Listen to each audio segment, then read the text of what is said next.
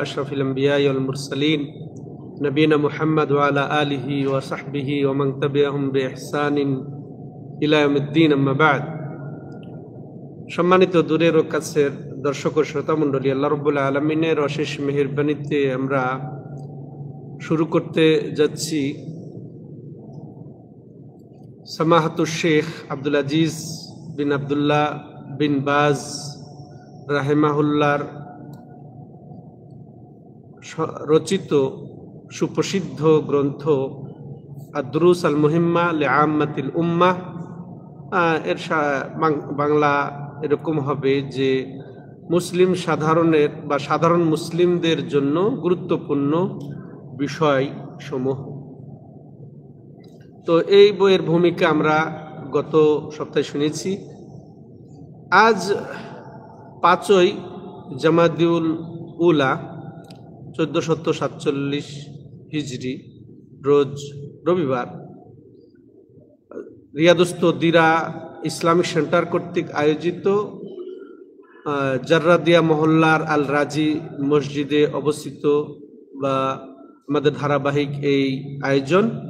তো আপনারা ইনশাল্লাহ নিয়মিত আমাদের সাথে থাকবেন। যারা এখন শুনছেন ইনশাল্লাহ প্রতি রবিবার এই সময় আপনারা ফলো করবেন, শেয়ার করবেন, যাতে সবাই আমরা উপকৃত হতে পারি। তো আজকে শুরু হতে যাচ্ছে প্রথম পাঠ, প্রথম ক্লাস, যে বইটির নাম বললাম সেই বইয়ের। তো গত সপ্তাহে ছিল আমাদের ভূমিকা। তো লেখক রাহিমাহুল্লাহ বলছেন আদ-দারসুল আউয়াল সূরাতুল ফাতিহা ওয়া কিসারিস সুয়ার সূরাতুল ফাতিহা ওয়া মা আমকানা মিন কিসারিস সুয়ার মিন সূরাতিল জালজালাহ ইলা সূরাতিন নাস তালকিনান ওয়া তাসহিহান লিল কিরাআতি ওয়া তাহফিজান ওয়া শারহা লিমা ইয়াজিবু ফাহমুহু। অর্থাৎ এখানে উনি বলতে চাচ্ছেন যেটি প্রথম ক্লাস এই বইয়ের। আর এই ক্লাস কিসের উপরে হবে? সূরা ফাতিহা থেকে সূরা জালজালা, সূরা জিলজাল যেটা আমরা বলি, এই সূরা ফাতিহা একটি, এটা এরপরে জিলজাল থেকে নিয়ে সূরা নাস পর্যন্ত এখানে 15টি সূরা আছে। তো এর দার্স এটা প্রথম দার্স। উনি বলতে চাচ্ছেন যে সূরা ফাতিহা থেকে যতদূর সম্ভব আমরা ছোট সূরাগুলা আমরা নিয়ে ক্লাস করব বা এই ক্ষেত্রে আমরা পাঠ পঠন করব সূরা জিলজাল থেকে নিয়ে সূরা নাস পর্যন্ত, সূরা জিলজাল থেকে নিয়ে সূরা নাস পর্যন্ত। তার তিনি 4টা পদ্ধতি উল্লেখ করেছেন এখানে। তার এতে 4টি পদ্ধতি কিভাবে আমরা এই ক্লাস করব, 4টি পদ্ধতিতে। বা এটা আসলে উনি একটা সিলেবাস প্রণয়ন করেছেন ইমামদের জন্যে, হাফেজদের জন্যে, আলেমদের জন্যে, যারা এই সিলেবাস অনুযায়ী মাশাআল্লাহ অন্যদেরকে শিক্ষা দেবেন। তো প্রথম ক্লাসে কি মাশাআল্লাহ দেখেন কত সুন্দর, উনি চমৎকার। তিনি আসলে খুবই হিতাকাঙ্ক্ষী ছিলেন মুসলমানের, তিনি সাধারণের, যে তারা যেন সব কিছুই শিখে, শুধু এই যে ফিকহি মাসলা মাসাইল, সালাতের এলেম, উজুর এলেম, সিয়াম, যাকাত, হজ, এগুলা না, বরং তাহিদ, তাহিদের আগে কিছু উনি সূরা শিখানোর জন্য এই সিলেবাস প্রণয়ন করেছেন প্রথম ক্লাসেই।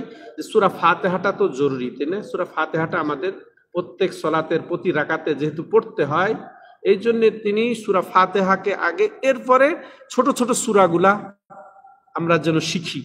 কিভাবে? 3টা পদ্ধতিতে। উনি বলছেন তালকিনান, যে ইমাম, এখানে মনে করেন ইমাম পড়াচ্ছেন বা কোনো হাফেজ, কোনো কারি, বা যে কোনো লোক কি করবেন? প্রথমে তালকিন করবেন, অর্থাৎ তিনি নিজে জোরে পড়বেন এবং ওই পড়ার সাথে সাথে ওই যারা উপস্থিত থাকবেন সাধারণ মানুষ, তারা আবার এটাকে রিপিট করবেন, এটাকে আবার তার সাথে সাথে তারাও বলবেন।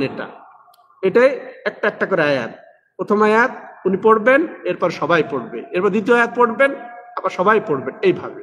এরপরে উনি বলছে এটা তালকিন করবে ইমাম বা শিক্ষক। এরপরে সেটাকে কি করবেন? সহিশুদ্ধ করে, সহিশুদ্ধ করবেন কি, আবার শুনবেন উনি ওই যে উপস্থিতির কাছ থেকে, ছাত্রদের কাছ থেকে, সাধারণ মানুষের কাছ থেকে উনি আবার শুনবেন, সবাই শোনাবেন আর উনি শুনবেন, এটা এটা তার। এরপরে কি করবেন, এটা মুখস্থ করাবেন, এই সূরাগুলা মুখস্থ করাবেন। সর্বসাধারণ বলছি না, যে সাধারণ মুসলমানদের জন্য। তো যারা সূরা ফাতিহা পর্যন্ত হয়তো তাদের মুখস্থ হয় নাই বা নাই, বা নতুন মুসলমান, তো তারা কি করবে, এটাকে আবার মুখস্থ করবে। মুখস্থ করার পদ্ধতি উনি এটাই বোঝাতে চেয়েছেন যে একটি আয়াত বারবার পড়বে।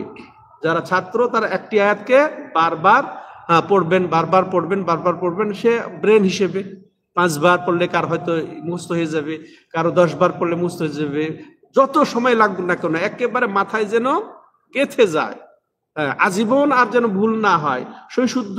তারপরে আবার মুখস্থ করা, 100 বার হোক, 200 বার হোক, একটি আয়াত। এইভাবে প্রতিটা আয়াত আয়াত মুখস্থ করে নিব আমরা, ঠিক আছে ভাইরা? হ্যাঁ। এরপরে ওয়াশারহা, এবং এই আলেমের বা এই শিক্ষকের বা এই ইমামের উচিত হবে এই ছোট সূরাগুলা, বিশেষ করে সূরা ফাতিহা সূরাগুলা তিনি আবার ব্যাখ্যা করবেন। আমরা অনুবাদ করব, তাই না?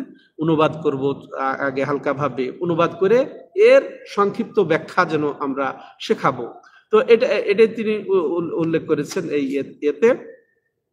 তো এই ক্ষেত্রে মাশাআল্লাহ একটা আমরা যে বইটা থেকে আমরা দার্স দিচ্ছি সেটা হচ্ছে মাশাআল্লাহ, ইনিও বলা যায় আল্লামা শেখ আব্দুর রাজ্জাক বিন আব্দুল মুহসিন আল বদর হাফিজাহুল্লাহ, যার কথা বলেছিলাম যে তিনি মসজিদ নববীরও শিক্ষক, তারপরে মসজিদে কিবলাতাইনের খতিব, আর এবং এই ইসলামিক ইউনিভার্সিটি যে জামে ইসলামিয়া তারও তিনি মুদাররেস। তো তিনি এটার আবার ব্যাখ্যা করেছেন। তো এর ব্যাখ্যাতে তিনি একটা হাদিস উল্লেখ করেছেন, হাদিস উল্লেখ করেছেন যে এক ব্যক্তি, এটা আবু সাইদ খুদরি রাদিয়াল্লাহু তাআলা আনহু এবং কাতাদা বিন আন-নুমান, কাতাদা আন-নুমান তিনি বর্ণনা করেছেন যে কাতাদা ইবনে নুমান বলছেন, ইন্না রাজুলান কামা ফি জামানিন নবী সাল্লাল্লাহু আলাইহি সাল্লাম ইকরা মিনাস সাহরে কুল হুয়াল্লাহু আহাদ লা ইয়াজিদু আলাইহি ফালাম্মা আসবাহনা আতা রাজুলুন আন-নবী সাল্লাল্লাহু আলাইহি সাল্লাম ফাযাকারা যালিকা লাহু ওয়া কান্না আর-রাজুলা ইয়াতাকাল্লাহা ফাকালা রাসূলুল্লাহ সাল্লাল্লাহু আলাইহি সাল্লাম ওয়াল্লাযী নাফসি বিয়াদিহি আন্নাহা লা তা'দিলু সুলুসাল কুরআন। এটার ফজিলত, এটা আমরা যে ছোট ছোট সূরাগুলা পড়বো না, পড়ছি না, তার মধ্যে একটা কি থাকবে, সূরাতুল ইখলাস, কুল হুয়াল্লাহু আহাদ। তো ওই কুল হুয়াল্লাহু আহাদের ব্যাপারে তিনি একটি হাদিস এখানে উল্লেখ করেছেন যে ওই রাবি কাতাদা বিন নুমান রাদিয়াল্লাহু তাআলা আনহু তিনি বলছেন যে এক ব্যক্তি রাসূলুল্লাহ সাল্লাল্লাহু আলাইহি ওয়াসাল্লামের জামানায় জাদুর কারণে সে কুল হুয়াল্লাহু আহাদটা পড়েছিল। কুল হুয়াল্লাহু, অন্য বর্ণনা অনুযায়ী সে সারা রাত শুধু কুল হুয়াল্লাহু আহাদ পড়ে ওই জাদুগ্রস্ত ব্যক্তিকে ঝেড়েছিল। সারা রাত এটাই পড়েছে, আর কিচ্ছুই পড়লো না। আর সে কিচ্ছু পড়লো না, এটা বলছে ওই ব্যক্তিটি। তো এর চেয়ে আর বেশি কিছু পড়লো না। যখন সকাল হলো তখন ওই আরেক ব্যক্তি যে শুনেছে, আরেক ব্যক্তি শুনে নবী সাল্লাল্লাহু আলাইহি ওয়াসাল্লামের কাছে এসে এটাকে অভিযোগ ছলে বললেন, সে এই শুধু সূরা ইখলাস বা কুল হুয়াল্লাহু আহাদ পড়েছে, এটা সে অত গুরুত্ব না দিয়ে কম মনে করছিল, আরো অনেক কিছু পড়তো। তার ধারণাটা এটা। এইভাবে সে রাসূলুল্লাহ সাল্লাল্লাহু আলাইহি ওয়াসাল্লামকে যখন বলল, ফাকালা রাসূলুল্লাহ সাল্লাল্লাহু আলাইহি ওয়াসাল্লাম, রাসূলুল্লাহ সাল্লাল্লাহু আলাইহি ওয়াসাল্লাম কি বললেন, ওয়াল্লাযী নাফসি বিয়াদিহি ইন্নাহা লা তা'দিলু সুলুসাল কুরআন। দেখো রাসূলুল্লাহ সাল্লাল্লাহু আলাইহি ওয়াসাল্লাম তো বুঝেছেন তার অভিযোগের কারণ। রাসূলুল্লাহ সাল্লাল্লাহু আলাইহি ওয়াসাল্লাম বলছেন যে দেখো ওই সত্তার কসম যার হাতে আমার জান, যে এই যে সে পড়েছে সারা রাত ব্যাপী এই কুল হুয়াল্লাহু আহাদ, এটা অবশ্যই অবশ্যই সুলুসুল কোরআন, কোরআনের 1/3 অংশ। তুমি কম মনে করছো কেন? এটা বুঝতে পেরেছেন? তাহলে আমাদের জন্য এটা শিক্ষা। তো এখানে আচ্ছা, সূরাতুল ইখলাস কিভাবে সুলুসুল কোরআন, একটা ছোট্ট সূরা। তো তাফসীর কারকরা লিখেছেন যে এর মর্মে যে কোরআনে 3 ধরনের জিনিস আছে, 3টা বিষয় রয়েছে। কোরআনে রয়েছে কিসসা, তাই না? কিসসা, কাহানি, তারপরে সওয়াব, শাস্তি, এগুলো রয়েছে না একটা পার্ট। একটা বিষয়। কোরআনের বিষয়বস্তু মূলত তিনটি। তার মধ্যে প্রথম বিষয়বস্তু কি? কিসসা, কাহানি, তারপরে সোয়াব, শাস্তি, এগুলা দিয়ে ভরা। তার মধ্যে আছে আরো কি, যে আমর বিল মারুফ ওয়ান নাহি আনিল মুনকার, আল্লাহর আদেশগুলা রয়েছে, আল্লাহর নিষেধ গুলা রয়েছে এই কোরআনে পাকে। তো এগুলা তার সাথে আরো কিছু বিধি বিধান, হুকুম, আহকাম, এগুলো হালাল হারাম, এগুলা রয়েছে। আর কি আছে? তাওহীদ এবং ইখলাসের কথা আছে। তাওহীদ আর ইখলাসের কথা আছে। আর এটার নাম কি? সূরাতুল ইখলাস, সূরাতুত তাওহীদ। এটা আল্লাহর পরিচয়, এখানে আসমা সিফাত আছে, তাই না? তাইলে একটা অংশ কি বললাম, পুরা কোরআনে কয়টি বিষয় আছে? তিনটি। তার মধ্যে কি কি? প্রথম হচ্ছে কি? কিসসা, কাহানি, তাই না? এগুলা দিয়া ভরা, যে এগুলা সব আছে। এরপরে আল্লাহর আদেশগুলা আছে, আল্লাহর নিষেধগুলা আছে, তারপরে শাস্তি আছে, সওয়াব আছে, আর তৃতীয় কি বললাম? তাওহীদ আছে, ইখলাস আছে। তাহলে তিনটা বিষয়ের একটা অংশ এটা। তাহলে 3 ভাগের 1 ভাগ হয়ে গেল। সম্মানিত দর্শক ও শ্রোতা মণ্ডলী, লেখক রাহিমাহুল্লাহ মাশাআল্লাহ এটা একটা সিলেবাস প্রণয়ন করেছেন, যেটা আগে বললাম সাধারণ মুসলমানদের জন্য। এটা আলেমদের জন্য না, সাধারণ মুসলমানদের জন্য। তাদের হিতাকাঙ্ক্ষী হয়ে তিনি লিখেছেন, তাদের উপদেশের জন্য লিখেছেন, তাদের শিক্ষার জন্য করেছেন তিনি, যে তারা যেন এই ছোট সূরাগুলা শিখে। যেভাবে বললাম ওভাবে তারা যেন শেখে। আর এটা যদি তাদেরকে বলি যে ছোট সূরাগুলাই তো শেখাবো, এখানে যাদের কথা আপনাদেরকে বললাম যে ছোট পুরা কোরআন শেখার আমাদের সময়ও নাই, অতএব ছোট সূরাগুলা শিখি। যেটা আমাদের জন্য জরুরি সেটা 5 ওয়াক্ত সালাতে ফরজেই নয়, শুধু নফল সহ, সুন্নত সহ এগুলা আমরা পড়বো। এমনকি কিয়ামুল লাইল, যেমন ওই সাহাবী সারা রাত কাটিয়ে দিয়েছেন ওই কুল হুয়াল্লাহু আহাদ দিয়ে, তাই না? তো এমনকি কিয়ামুল লাইলও করতে চাই। একটা সূরাও যদি বারবার পড়ি তাহলে সমস্যা নাই। কিয়ামুল লাইল আপনি একটা সূরা কুল হুয়াল্লাহু আহাদ দিয়ে আপনি একটা রাকাত পড়েন, হ্যাঁ, তারপরে আপনি যত পারেন, যেটা পারেন আপনি একই সূরা বারবার পড়ে করেন, সমস্যা নেই। কিয়ামুল লাইলও করতে পারবেন, তাহাজ্জুদও পড়তে পারবেন, আর বেশি সময় লাগবে না। ছোট ছোট সূরা মুখস্থ করতেও বেশি সময় লাগবে না, বেগ পেতে হবে না। এগুলা তো সাধারণতই আছে, কিন্তু আমাদের উচিত হবে কি, এটিকে সহিশুদ্ধ করা। হ্যাঁ, একজন যিনি মাশাআল্লাহ খুব দক্ষ পাঠক, খুব ভালো কারি, ভালো হাফেজ, এগুলো আমাদেরকে টার্গেট করতে হবে। হ্যাঁ, যেখানে ব্যবস্থা আছে আলহামদুলিল্লাহ, যেখানে ব্যবস্থা নেই বন্ধু বানাবেন ওই হাফেজকে, ওই কারিকে। এবং এমনকি মাশাআল্লাহ এখানে আরবে আসছেন আরাবিয়ান যে কোনো আপনার মাশাআল্লাহ একজনকে বললেন যে সূরা ফাতিহাটা একটু শুনেন, হ্যাঁ, আমার ঠিক হয় কিনা, তাই না? শুনবে, অধিকাংশ মানুষ শুনবে, তাই না?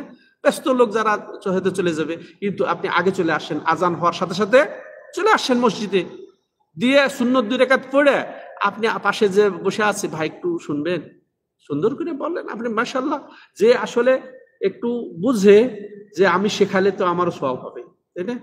তো সে আপনাকে সময় দিবে, তো সুন্দর করে ওটা আপনি করবেন আশা করি।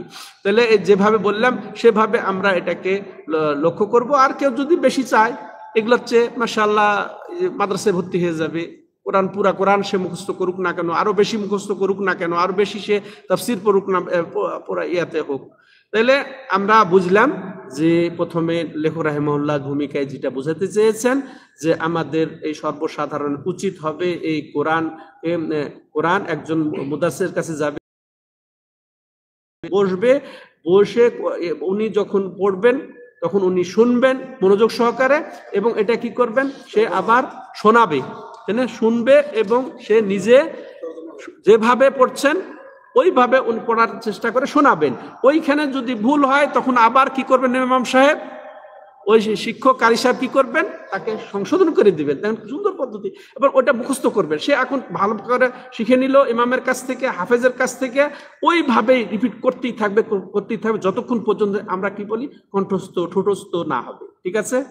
হ্যাঁ, এরপরে ওর ব্যাখ্যাও জানবো। ওই একজনকে ধরলেন যে এটার একটু অর্থটা বলে দেন, তাহলে আমার মনে থাকবে, আমার বুঝতে ভালো হবে। ওইভাবে আমরা মাশাআল্লাহ অগ্রসর হব। সম্মানিত দর্শক ও শ্রোতা মণ্ডলী, তাহলে আসেন, তো আমরা আসলে লম্বা করতে তো পারবো না, তো আজকে আমরা সূরাতুল ফাতিহা, এটা আমরা সংক্ষেপে তাফসীর অর্থ এবং তাফসীর শুনবো। তো এখানে যে কোনো যখনই তেলাওয়াত করব আমরা কি পড়তে হয়? আউযু বিল্লাহি মিনাশ শাইতানির রাজিম, ইযা কারাতাল কুরআনা ফাস্তাইয বিল্লাহি মিনাশ শাইতানির রাজিম। এটা আল্লাহর নির্দেশও রয়েছে, যখনই কোরআন পড়বে তখন তোমরা কি পড়বে? শয়তানের রাজিম, বিতাড়িত শয়তান থেকে আশ্রয় চেয়ে নিবে আল্লাহর কাছে। হ্যাঁ, তো সেই জন্য আমরা আউযু বিল্লাহ বিসমিল্লাহ বলে থাকি, বিসমিল্লাহ বলে থাকি। এই জন্য প্রত্যেকটা সূরার শুরুতে হ্যাঁ বিসমিল্লাহ আছে, শুধু সূরা বারাআ বা তাওবা ছাড়া প্রত্যেক সূরাতে আছে বিসমিল্লাহ। তো আমরা আউযু বিল্লাহ বিসমিল্লাহ বলবো, সূরা ফাতিহার শুরুতে আউযু বিল্লাহ বিসমিল্লাহ বলবো, তাই না? তো আমি একটু পড়ি, হ্যাঁ, তো সেভাবে আপনারা ইনশাআল্লাহ পড়বেন উদ্বোধন। আউযু বিল্লাহি মিনাশ শাইতানির রাজিম,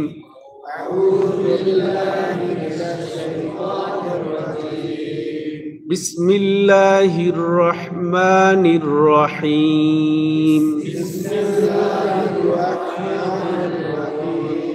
আলহামদুলিল্লাহি রাব্বিল আলামিন,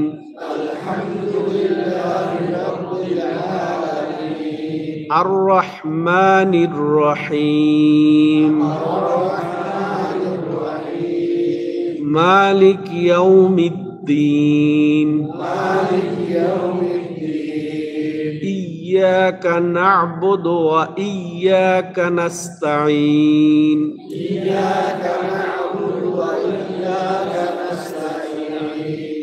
ইহদিনাস সিরাতাল মুস্তাকিম,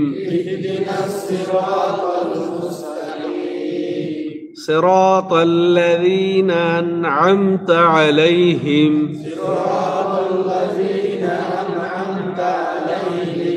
গায়রিল মাগদুবি আলাইহিম ওয়ালাদ-দাল্লিন, গায়রিল মাগদুবি আলাইহিম ওয়ালাদ-দাল্লিন।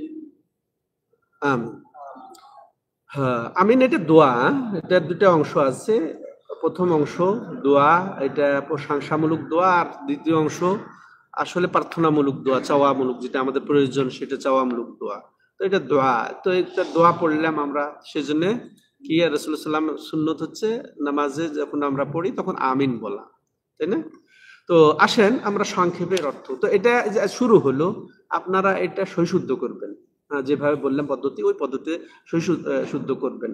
তা আউযু বিল্লাহি মিনাশ শাইতানির রাজিম, আউযু মানে আলতাজিউ, আতাসিমু, তো আমি আশ্রয় চাই, আমি আল্লাহর কাছে বাঁচতে চাই, আমি বাঁচতে চাই কি বিল্লাহ, আল্লাহ, আল্লাহ এটা মাবুদ, যার ইবাদত করা হয়, যার একমাত্র ইবাদত করা হয়, তিনি এটা উলুহিয়া, যুল উলুহিয়া, যুল উলুহিয়া মানে যিনি একমাত্র ইবাদতের মালিক, যিনি উলুহিয়াতের মালিক, যিনি ইবাদতের মালিক, তিনি হচ্ছেন মাবুদ, তিনি হচ্ছেন আল্লাহ।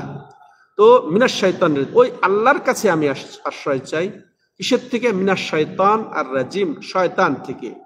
শয়তান শাতানা ইয়াশতানু, শাতানা বাউদা, যে দুর্বৃত্ত হয়েছে কিসের থেকে? আল্লাহর রহমত থেকে, আল্লাহর রহমত থেকে যে দুর্বৃত্ত। আর রাজিম মানে বিতাড়িত, বঞ্চিত, বিতাড়িত, বহিষ্কৃত হয়েছে। তো বহিষ্কৃত, বিতাড়িত, এবং বহিষ্কৃত, বিতাড়িত আল্লাহর রহমত থেকে, আল্লাহর রহমত থেকে, সেই শয়তানের অনিষ্ট থেকে আমি আল্লাহর কাছে আশ্রয় চাই। কত চমৎকার না? তাহলে মাশাআল্লাহ, আল্লাহ আশ্রয় দিবেন, আর আশ্রয় দিলে আমি এই শয়তানের যত ওয়াসওয়াসা থেকে রক্ষা পেয়ে যাব। তারপরে বিসমিল্লাহির রহমানির রহিম, বিসমিল্লাহ, এখানে বরকতের জন্য আমি ওই বিসমিল্লাহ বলবো। এটা প্রত্যেকটা ভালো কাজে আমরা বিসমিল্লাহ বলবো। তো এখানে তেলাওয়াত করছি যে আবদাউ বিকিরাআতি, আবদাউ কিরাআতি বিসমিল্লাহির রহমানির রহিম, মানে আমি আমার তেলাওয়াত শুরু করলাম, আমি আমার পড়া শুরু করলাম বিসমিল্লাহ, কার নামে? আল্লাহর নামে। আল্লাহ যেটা বললাম, আল্লাহ, আল্লাহর নামে। তারপরে যিনি আর রহমান আর রাহিম, যিনি হচ্ছেন কি? পরম করুণাময়, দয়ালু। আমরা এইভাবে বলে সেরে দেই, কিন্তু আসলে বিসমিল্লাহির রহমানির রাহিমের অর্থ এত ব্যাপক, যে এখানে দুইটা শব্দ এসেছে, তো দুইটা শব্দ একই একই ক্রিয়ামূল থেকে, একই একই উৎপত্তি স্থল থেকে, রাহামিম, রাহমা, এখান থেকে আমরা রহমত বলি, তাই না? রহমত থেকে দুইটা, আর রহমান আর রাহিম। তো আর রহমানের মধ্যে প্রশস্ততা রয়েছে, এত ব্যাপকতা রয়েছে, যে যার ফলে কাফের মুশরিক তার রহমতটা একেবারে সব কিছুতে আচ্ছন্ন, সব কিছুতে পরিব্যাপ্ত, প্রশস্ত আকারে রয়েছে। যেমন আল্লাহ রাব্বুল আলামিন বলেছেন, ওয়া রাহমাতি ওয়াসিআত কুল্লা শাই, আমার রহমতটা সব জিনিসেই বিরাজমান। রহমত বিরাজমান, আল্লাহর ইলম বিরাজমান। কিন্তু আরেকটা জিনিস আমরা শিখবো কি, যে প্রচলিত এতে যে ভ্রান্ত আকীদা, কুফরি আকীদা ছড়িয়ে আছে যে আল্লাহ বিরাজমান। হ্যাঁ, ওকে জিজ্ঞাসা করবে আল্লাহ বিরাজমান মানে কি, আল্লাহ বিরাজমান বলে কি বুঝাতে চাচ্ছ? ও যদি বলে আল্লাহর ইলম সব জায়গায় বিরাজমান আছে, আল্লাহর রহমত সব জায়গায় বিরাজমান আছে, আল্লাহর শক্তি সব জায়গায় বিরাজমান আছে, সমস্যা নেই, ঠিক আছে। কিন্তু যদি বলে যে আল্লাহ স্বয়ং সব জায়গায় বিরাজমান, সব জায়গায় উপস্থিত, সব জায়গায় পরিব্যাপ্ত, তাহলে এটা কুফরি, এটা হতেই পারে না, ঠিক আছে, এটা আকীদা বিরোধী। তাইলে এই যে রহমত আল্লাহ রাব্বুল আলামিন সব জায়গায় বিরাজমান রয়েছে, তো এই দিক দিয়ে প্রশস্ত। আর রহমান শব্দটা ব্যাপক, এই জন্য আল্লাহ ছাড়া এই আর রহমান, রহমান কাউকে বলা যাবে না। আব্দুর রহমান যাদের নাম, তাকে খবরদার আমরা যেন রহমান ভাই না বলি, ঠিক আছে। আমি আব্দুল্লাহ আছে, এই জন্য কি আল্লাহ ভাই বলবো? তো আল্লাহ নিষিদ্ধ, তেমনি আর রহমানটাও নিষিদ্ধ, অন্য কাউকে আর রহমান বলা যায় না। তো বলছিলাম যে আর রহমান হচ্ছে একের ব্যাপক অর্থে, ও আর রাহিম, আর রাহিম হচ্ছে যে খাস অর্থে আসে। হ্যাঁ, আমি অত ব্যাপকতায় যাব না, আরো অনেক ব্যাখ্যা আছে আর রহমান আর রাহিমের পার্থক্য, একদিক দিয়ে এটা ব্যাপক আর একদিক দিয়ে ওইটা ব্যাপক, এইভাবে। কিন্তু আমরা শুধু মৌলিক কথা শুনবো যে আর রহমান ব্যাপক রহমতের অর্থ অন্তর্ভুক্ত, এর তাৎপর্য ব্যাপক, সব সৃষ্টির মধ্যে আল্লাহর রহমত পরিব্যাপ্ত। এটা এই জন্য কাফের মুশরিক একেবারে সব অন্তর্ভুক্ত এই আল্লাহর রহমতের। আর রাহিম এটা শুধু আল্লাহ রাব্বুল আলামিনের মুমিন বান্দারা খাস, নবীরা খাস। যেমন আল্লাহ রাব্বুল আলামিন তার নবীর সিফত বর্ণনা করেছেন, ওয়া কানা বিল মুমিনিনা রাহিমা, রাউফুর রাহিম। হ্যাঁ, এই মুহাম্মদ সাল্লাল্লাহু আলাইহি ওয়াসাল্লাম ছিলেন কি মুমিনদের, বা তিনি কি যে মুমিনদের জন্য রাহিম, হ্যাঁ, দয়ালু, সাধারণ দয়ালু। তো এটা মানুষও একজন আরেকজন প্রতি দয়া করে, সৃষ্টিজীব একজন আরেকজন প্রতি দয়া করে, প্রাণী, প্রত্যেক প্রাণী, হ্যাঁ, তার বাচ্চাদের প্রতি দয়া করে। এই তো এটার মধ্যে এই সীমিত আছে, বা খাস হচ্ছে বিশেষ করে এটা এর কার জন্য, এটা মুমিনদের জন্য। রাহিম যেটা, এটা মুমিনদের জন্য। হ্যাঁ, এরপরে আলহামদুলিল্লাহ রাব্বিল আলামিন, হামদ এটা প্রশংসা, এমন প্রশংসা, এটা সম্মানের সাথে, এমন প্রশংসা যেটা মহব্বতের সাথে, মহব্বত সহ সশ্রদ্ধ সম্মানে, যেটার এটা প্রশংসা এবং সার্বিক প্রশংসা, সর্বকালের প্রশংসা, সব বিষয়ের প্রশংসা। মানুষের প্রশংসা করে ক্ষণিকের বা বিশেষ কারণে, তাই না, এইগুলার সীমিত আছে। কিন্তু আল্লাহর প্রশংসা সর্বকালের, সব ক্ষেত্রে, সব গুণাগুণের জন্য, সব সিফতের জন্য। তো এগুলা আমাদেরকে বুঝতে হবে, সকল প্রশংসা লিল্লাহ, আল্লাহরই জন্য। হ্যাঁ, তো এরপরে কি যে এটা এই একটা কি যে তার যে সুন্দর সুন্দর নাম আছে, মাশাআল্লাহ, এই নামের বরকত আছে, নামের ইয়া আছে, ব্যাপকতা আছে, তেমন ওই নামের অধিকাংশে ওই নামের এতে কি আছে, সিফত আছে, ওই সবের কারণে তার সকল প্রশংসা। এবং আর কি, তিনি আমাদেরকে নিয়ামত দিয়ে আচ্ছাদিত করেছেন। হ্যাঁ, তিনি বেষ্টন করেছেন তার নিয়ামত দ্বারা, তার অনুদান দ্বারা, তার অবদান দ্বারা, যে নিয়ামতের আমরা গণনা করে শেষ করতে পারবো না, এই জন্যই তার প্রশংসা, ঠিক আছে। রব্বিল আলামিন, যিনি কি সমস্ত জগতের, ওই আল্লাহর প্রশংসা। হ্যাঁ, যিনি রব্বিল আলামিন, সমস্ত, রব মানে হচ্ছেন তিনি স্রষ্টা, তিনি মালিক, তিনি সবকিছুর নিয়ন্ত্রণকারী, পরিচালনাকারী। তো এই সেই রব আলামিন, এটা আলাম এর বহুবচন আলামুন। হ্যাঁ, এখান থেকে আলামিন, তো যিনি সমস্ত জগৎ, তো শুধু মানুষ জগৎ নেই, জিন জগৎ নেই, ফেরেশতা জগৎ নেই, প্রাণী জগৎ, আরো সব জগতের যিনি রব, প্রতিপালক, স্রষ্টা, নিয়ন্ত্রক, পরিচালক। হ্যাঁ, তার আমি প্রশংসা জ্ঞাপন করছি। আর রহমান আর রাহিম যেটা একটু আগে শুনলাম, যে পরম দয়ালু, সার্বিক দয়ালু, হ্যাঁ, প্রশস্ত দয়ার আধার, এবং তিনি সাধারণ দয়ালু খাস মুমিনদের জন্য সেই আল্লাহর যিনি রব সমস্ত জগতের, রহমান এবং রাহিম। মালিক ইয়াউমিদ্দিন, মালিক ইয়াউমিদ্দিন, হ্যাঁ, তার আধিপত্য, যার মালিকানা, হ্যাঁ, কিসের ইয়াউমিদ্দিন, সে হিসাবের দিনে, হিসাবে প্রতিদানের দিনে, আচ্ছা কিয়ামতের দিনে, এক কথায় আখেরাতের যিনি মালিক। লেমানিল মুলকুল ইয়াউম, ওটা আল্লাহ বলছেন যে আজকের আধিপত্য কাদের? আমি আমি আমার আমার আমার বলে আসছো এতদিন, আজকে আধিপত্য কার? আজকে মালিকানা কার? লেমানিল মুলকুল ইয়াউম। আর কে জবাব দিবে তার? লিল্লাহিল ওয়াহিদিল কাহার, হ্যাঁ, সেই আল্লাহ যিনি মহাপরাক্রমশালী, তারই মালিকানা, তারই আধিপত্য, তাই না? তো মালিক ইয়াউমিদ্দিন, যিনি বিচার এবং হিসাব দিবসের মালিক, মালিক ইয়াউমিদ্দিন। তারপরে এখন আমরা ইয়াকা না'বুদু, সবচেয়ে গুরুত্বপূর্ণ আয়াত। যদি হ্যাঁ বলা হয় সবচেয়ে গুরুত্বপূর্ণ, সবচেয়ে মহান সূরা কোনটি? সূরাতুল ফাতিহা, যেটার তাফসীর আপনার অর্থ শুনছেন, সূরাতুল ফাতিহা। আর এই সূরা ফাতিহার সবচেয়ে গুরুত্বপূর্ণ আয়াত কোনটি? মাঝখানে যেটা ইয়াকা না'বুদু ওয়া ইয়াকা নাস্তাঈন, ইয়াকা না'বুদু ওয়া ইয়াকা নাস্তাঈন, খুবই গুরুত্বপূর্ণ মহান আয়াত।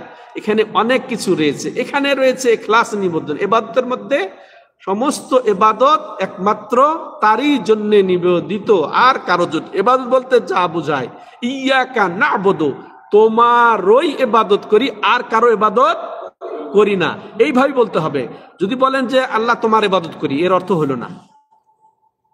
বলতে হবে তোমারই ইবাদত করি, এটা অটোমেটিক এর অর্থ চলে আসছে কি? আর কারো ইবাদত করি না।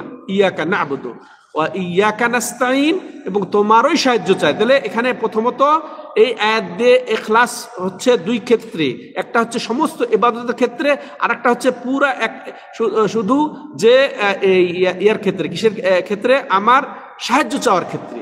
সাহায্য ক্ষেত্রেও আমি মুখলেস, আমি খাঁটি দিলে তোমার কাছেই সাহায্য চাচ্ছি। ওয়াস্তাইনু বিআহাদিন, এবং আর কারো কাছে আমি সাহায্য চাই না। যেমন কারো ইবাদত করি না, কারো কাছে আমি সাহায্য চাই না, কারো উপরে ভরসা করি না। ভরসা করা ইবাদত, আশা করা ইবাদত, জবাই করা ইবাদত, আশ্রয় চাওয়া ইবাদত, ভয় করা ইবাদত, মহব্বত করা ইবাদত, সম্মান করা ইবাদত। এই যেটা আল্লাহর হক, এটা ইবাদত। আর এটা আল্লাহর জন্য আমি স্বীকৃতি দিচ্ছি যে তোমারই সব ইবাদত, হ্যাঁ, আর কারোর জন্য নয়। আর বিশেষ করে দেখেন, আর দোয়া হুয়াল ইবাদা, দোয়াটাই যে ইবাদত। এটা একটা কি, যে আল্লাহ আলাদা করে ইবাদতের মধ্যে আবার দোয়াটাকে আলাদা করে বলছে। সাহায্য চাওয়াটা ইবাদত। সাহায্য চাওয়ার একটা গুরুত্বপূর্ণ জিনিস, যে আসলে আমরা দোয়া করি তখন সাহায্যই তো চাই, তাই না? তো সাহায্য চাওয়া ইবাদত, এটাকে আলাদা। তো আমরা আল্লাহর কাছেই সাহায্য চাবো, কোনো মৃত ব্যক্তির কাছে না, কোনো গায়েবের কাছে না, কোনো অলির কাছে না। এমনকি নবীর কাছে সাহায্য চাওয়া যাবে? কোনো সৃষ্টির কাছে সাহায্য চাওয়া যাবে না। এটা হচ্ছে তাওহীদ, এটাই আমি স্বীকৃতি দিচ্ছি। এটা এক নাম্বার তাফসীর, যে আমরা আমাদের যাবতীয় ইবাদতে, বিশেষ করে আমাদের সাহায্য চাওয়ার ক্ষেত্রে খাঁটি একেবারে নিখুঁত করব আল্লাহকেই। দ্বিতীয়ত কি, যে আমি মুক্তি ঘোষণা করব কিসের থেকে? শিরক থেকে, মুশরিক থেকে। আমি এটাই বলছি, ইয়াকা না'বুদু, আমি কারো ইবাদত করি না, মানে শিরককে আমি অস্বীকার করলাম, শিরক থেকে আমি মুক্ত ঘোষণা করলাম নিজেকে। এবং আরো কি, যে ওয়াইয়াকা নাস্তাঈন দ্বারা আমি আর একটা কি ঘোষণা করলাম, যে আমার কোনোই শক্তি নেই, আর কারো কোনো শক্তি নেই, তোমার কাছেই চাই, আর কাছেও চাই। কেউ কিছু দিতে পারবে না, খাজা বাবা দিতে পারে, তাই না? বাচ্চা টাচ্চা দেয় না, হ্যাঁ? তো ওখানে মাজার গুলা যায় কি হয়? তো ইয়াকা নাস্তাঈন বলছে এ মুনাফিক, হয়তো বুঝে না, না এ মুনাফিক। এ আল্লাহকে বলছে যে তোমার কাছে ছাড়া আর কারো কাছে চাই না, আর সে চাচ্ছে মাজারে গিয়ে মৃত ব্যক্তির কাছে, অলির কাছে। চায় কি চায় না? আপনাদের আগে মাজার আছে, হ্যাঁ? অলির কাছে চায়, চায়। তো এটা কোনটা হলো? আল্লাহকে আমি বলছি তোমারও সাহায্য চাই, আর মাজারে যেয়ে আমি চাচ্ছি। সতর্ক, সাবধান। এটা নিজেরা আপনারা শিখছেন, এবং এইটার আপনারা আমল করবেন। পরিবারকেও এভাবে শিরক থেকে বাঁচাবেন, মাজার থেকে, দরগা থেকে, ওলি থেকে, অলির কাছে চাওয়া থেকে বাঁচাবেন। অলি থেকে বলতে অলির কাছে চাওয়া থেকে, যেটা অলি চাওয়া আল্লাহর হক, আল্লাহর কাছে চাইতে হবে, প্রার্থনা আল্লাহর কাছে করতে হবে। আশা আল্লাহর কাছে করতে হবে, ভরসা আল্লাহর কাছে করতে হবে। তাহলে দুইটা গেল, এখলাস ইবাদতের ক্ষেত্রে এখলাস, চাওয়ার ক্ষেত্রে এখলাস। দ্বিতীয় যে আমি মুক্তি ঘোষণা করছি যত শিরিক থেকে, আর কি যে আমি চাওয়ার ক্ষেত্রেও আমি মুক্তি ঘোষণা করছি যে আর কারো কাছে চাইবো না, কোনো মাজারে না, কোনো দরগায় না, কোনো ওলির কাছে না, এমনকি নবীর কাছেও না। ঠিক আছে, এটা গেল। তৃতীয় যেটা এখানে ইয়াকা নাবুদের ইয়া কি, যে আমি লা ইলাহা ইল্লাল্লাহকে এটাকে স্পষ্ট করছি। ইয়াকা নাবুদ, ইয়াকা মানে আল্লাহর ইবাদত করেন, আল্লাহ ছাড়া সত্য মাবুদ নেই, এটাই তো ইয়াকা নাবুদ, তাই না? তোমারও ইবাদত করি মানে তো আল্লাহ ছাড়া কোন সত্য মাবুদ নেই, আল্লাহ ছাড়া কোন সত্য মাবুদ নেই বলবো, তাই না? ইয়াকা নাবুদ, এটা তাহলে আমি এটাকে লা ইলাহা ইল্লাল্লাহকে যথাযথভাবে বাস্তবে রূপ দিচ্ছি। ওয়াইয়াকা নাস্তাইন দিয়ে আমি যথাযথভাবে কি বাস্তবায়িত করছি জানেন? যে ওয়াইয়াকা নাস্তাইন থেকে আমি যেটা বাস্তবায়ন করছি যে লা হাওলা ওয়ালা কুওয়াতা ইল্লা বিল্লাহ, যে আমার কোনো শক্তি নেই এক অবস্থা থেকে আরেক অবস্থা ফেরার কোনো শক্তি নেই, কারো কোনো শক্তি নেই আমাকে এক অবস্থা থেকে আরেক অবস্থায় ফেরানোর। হ্যাঁ, এটা আমি বললাম। এরপরে আরেকটা কি, যে এখানে আমি এটা শিরিক থেকে এবং রিয়া থেকে, বিশেষ করে লোক দেখানো ইবাদত থেকে, লোক দেখানো দান খয়রাত থেকে, লোক দেখানো সালাত আদায় করার থেকে, সিয়াম রাখা থেকে, হজ করা থেকে, এগুলা থেকে আমি বলছি তোমারই জন্য আমি হজের জন্য লাব্বাইক বলছি, হ্যাঁ, তোমারই জন্য দান করছি, তোমারই কাছে সাহায্য চাচ্ছি। এটা এটা এটা এখানে নিবেদন হচ্ছে সম্মানিত দর্শক ও শ্রোতাগণ। তার মানে ওয়াইয়াকা নাস্তাইন মানে যে আমার কোনো শক্তি নেই, একটু আগে বললাম না, আমার কোনো শক্তি নেই, আর কারো কোনো শক্তি নেই দেওয়ার, অতএব তোমারও সাহায্য চাচ্ছি। তাহলে আমার এখানে আর অহংকার থাকলো না যে আমার চাকরি আছে, আমার ধন সম্পদ আছে, আমার বাবা আছে, আমার উমুক আছে, তুমুক আছে, আমার তো অনেক কিছু আছে, আমি ওদের কাছে চাইবো, আমি ওদের কাছে নেব। এই অহমিকতা শেষ হয়ে যায় যখন ইয়াকা নাস্তাইন বললাম। ইয়াকা নাস্তাইন বললে যে তোমার সাহায্য চাই, আমি কারো সাহায্য চাই না, কোনো ব্যবস্থাপকের চাই না, কোনো মন্ত্রীর চাই না, কোনো এমপির চাই না, আমি তোমারও সাহায্য চাই। হ্যাঁ, ওটা উপায় অবলম্বন করা। সে যদি জীবিত থাকে, শুধু উপস্থিত থাকে, তাকে বলেন যে আমার একটু সমস্যা, আপনি একটু দেখবেন। আপনি দেখার জন্য বললেন, তাকে দেবে কে? আল্লাহ, তাই না? এটা আমাদেরকে বুঝতে হবে। তো ইয়াকা নাস্তাইন এগুলা আমরা শিখছি। তারপরে ইহদিনা সিরাতাল মুস্তাকিম, কত ইহদিনা হেদায়েত, এখানে দুই ধরনের, একটা হচ্ছে নির্দেশিকা চাচ্ছি, হে আল্লাহ, হ্যাঁ তোমার কাছে আমি এই নির্দেশিকা চাচ্ছি, পথ, সুন্দর পথ প্রদর্শন চাচ্ছি। এরপর এটা দুইটা অর্থ, হেদায়েতের দুইটা অর্থ। আর একটা কি, ওয়াফিকনা, তৌফিক চাচ্ছি। এটা কিসের? ইমানের তৌফিক, এটা ইমানের তৌফিক। মনে একটা হচ্ছে পথ দেখিয়ে দেওয়া, মক্কা যাবে এই দিক দিয়ে পথ দেখিয়ে দেওয়া। আর একটা কি, যে ইসলাম কবুলের, ইমানের তৌফিক। ইহদিনা দুইটা অর্থ, তাইলে একটা হচ্ছে নির্দেশিকা, আর একটা হচ্ছে একেবারে তৌফিক পাওয়া আল্লাহর কাছে, হেদায়েতের তৌফিক পাওয়া আল্লাহর কাছে, ইমানের তৌফিক পাওয়া, ইসলাম কবুলের তৌফিক পাওয়া, সহি আকীদার তৌফিক পাওয়া। এটা তো ইহদিনা আস-সিরাতাল মুস্তাকিম, কি চাচ্ছি আল্লাহর কাছে? সিরাতাল মুস্তাকিম। সিরাতাল মুস্তাকিম মানে যার কোন মধ্যে কোনো বক্রতা নেই। হ্যাঁ, তো ওই রাস্তার নির্দেশিকা দেন, ওই রাস্তার তৌফিক দেন যার মধ্যে কোনো বক্রতা নেই, যেটা আল্লাহ রাব্বুল আলামিন সরাসরি শিক্ষা দিয়েছেন, ওয়ান্না হাদা সিরাতি মুস্তাকিমা ফাত্তাবিউহু ওয়া লা তাত্তাবিউস সুবুল ফাতাফাররাকা বিকুম আন সাবিলি যালিকা ইলা আখিরিল আয়া। তে এটাই আমার সরল পথ, সিরাতাল মুস্তাকিম, যেটা যার মধ্যে কোনো বক্রতা নেই, যেটা জান্নাতে নিয়ে যাবে, সেই পথ। যে পথে চলেছেন কারা? নবী, সিদ্দিক, শুহাদা, সালেহীন, ওদের পথ আমরা চাইলাম। ইহদিনাস সিরাতাল মুস্তাকিম দিয়ে কি বলছি আমরা? সিরাতাল লাযিনা আন'আমতা আলাইহিম, যাদের প্রতি আপনি নিয়ামত দিয়েছেন, অনুগ্রহ করেছেন, হ্যাঁ, হেদায়েত দিয়ে, তাদেরকে মাশাআল্লাহ ইলম আমল দিয়ে, প্রকৃত সঠিক এবং উপকারী ইলম দিয়ে, আমল দিয়ে যাদেরকে আপনি অনুগ্রহশীল করেছেন, অনুগ্রহপ্রাপ্ত করেছেন, সেই আহলে ইলম এবং আমলদের পথ চাচ্ছি। সেটা হচ্ছে কাদের পথ বললাম? নবী, সিদ্দিক, শহীদ এবং সৎ লোক মুমিনদের পথ আমি চাচ্ছি। তো ওই পথের দিন নিবেন না, ওই পথ আমি চাই না। গায়রিল মাগদুব ওয়ালাদ আলাইহিম ওয়ালাদ দাল্লিন, ওই পথে নিবেন না, ইহুদিদের পথ। গায়রিল মাগদুব বলতে এখানে তাফসীরকাররা কি লিখেছেন? ইহুদিদের পথ। ইহুদিদের পথ যারা, এবং ইহুদিদের পথে যারা পথিক, ওই পথে যারা চলে, ওই আদর্শে যারা চলে, ওদের পথ। হ্যাঁ, তো ওরা, এদের মূল চরিত্র কি? এরা হক পথ চিনে, হক জানে, হক বোঝে, কিন্তু সেটা মানে না, এটা আমল করে না। হ্যাঁ, ইহুদিদের কথা এটাই যে তারা তাদের সন্তানকে যেভাবে চিনত ওইভাবে তারা আমাদের নবীকে চিনত, তারা তার চেয়ে বেশি চিনত যে এটা নবী মুহাম্মদ হক, শেষ নবী। কিন্তু অহমিকতার কারণে, অহংকারের কারণে, হ্যাঁ, তো এটা হিংসার কারণে তারা এটা মেনে নেয় নাই।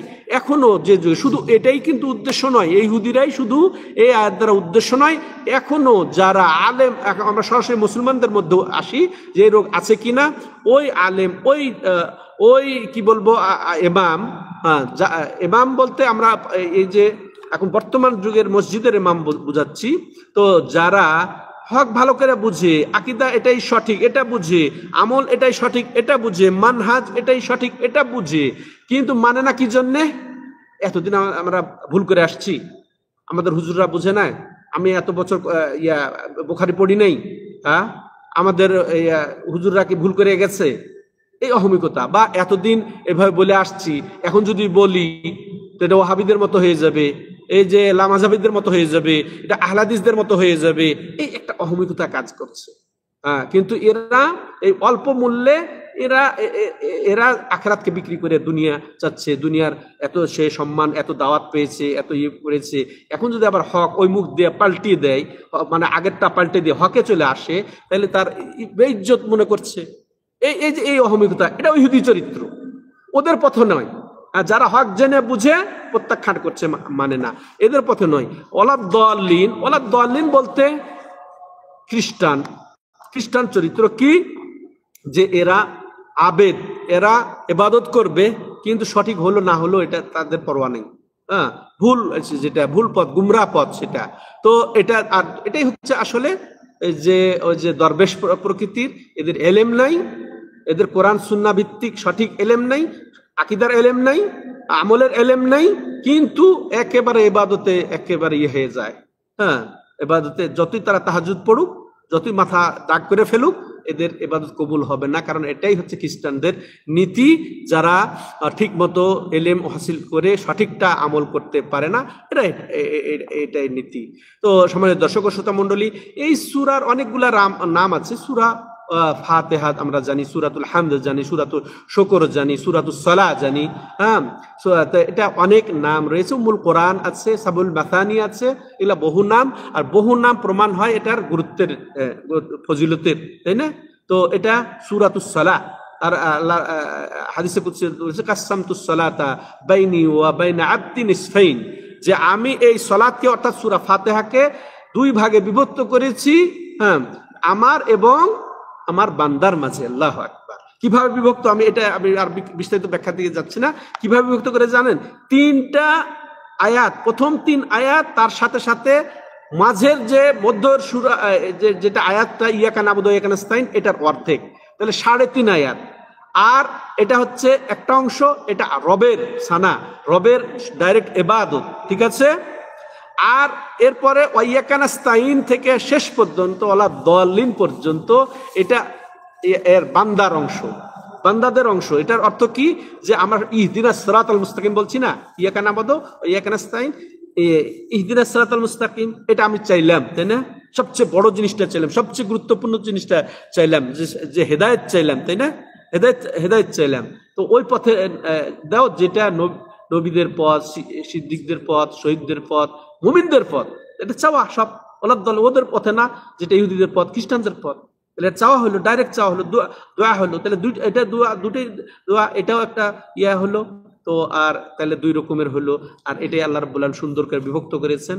আর এই জন্যে আমরা সূরা ফাতিহাটা, এই সূরাতুস সালাহ, এই জন্য যে সূরা ফাতিহা ছাড়া লা সালাতা লিমান লাম ইয়াকরা বি ফাতিহাতিল কিতাব, লা সালাতা লিমান লাম ইয়াকরা বি ফাতিহাতিল কিতাব।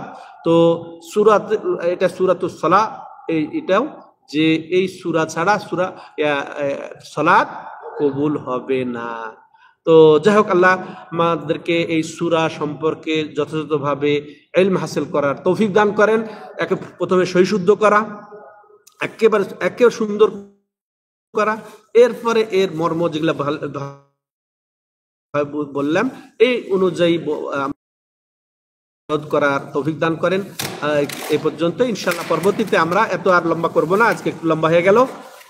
এই ক্লাসের এই প্রথম পার্টের ভূমিকা প্লাস সূরা ফাতিহার একটু গুরুত্বপূর্ণ যেহেতু, এরপরে ইনশাআল্লাহ সংক্ষেপে অর্থ মর্ম বুঝেই অগ্রসর হয়ে তাড়াতাড়ি আমরা শেষ করে দিব। যে লেখক রাহিমাহুল্লাহ যেহেতু এটা আমাদের সুবিধার্থে সিলেবাস করেছেন, আর এটাকে কঠিন মনে করব না। এটা সবাই এখন থেকে নিয়ে যারা উপস্থিত হয়ে বাইরে থেকে শুনবেন, হ্যাঁ, তাদের প্রত্যেকের প্রতি এই আবেদন, আমাদের আহ্বান যে আপনারা যথাযথভাবে এই আলোকে এই সূরাগুলা শিখবেন, হ্যাঁ, এবং আমল করবেন।